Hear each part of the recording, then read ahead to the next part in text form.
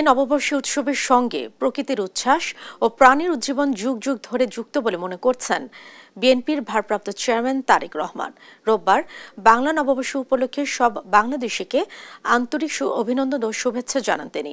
বলেন, আবহমান কাল ধরে নানা রূপ ও বৈচিত্র্য নিয়ে জাতির জীবনে বারবার ফিরে আসে পহেলা বৈশাখ, যা অতীতের আলোকছটায় অনুপ্রাণিত হয়ে ভবিষ্যতের উৎকর্ষ ও অগ্রগতির পথে এগিয়ে যাওয়ার প্রেরণা দেয়। এখন আমাদের প্রয়োজন একটি প্রাণবন্ত গণতন্ত্র প্রতিষ্ঠা করা। এজন্য জনগণের উদার দৃষ্টিভঙ্গি, সংস্কৃতি ও ঐতিহ্যের ভিত্তিতে বহুমতের সহাবস্থান নিশ্চিত করে টেকসই গণতান্ত্রিক অবকাঠামো গড়ে তোলা।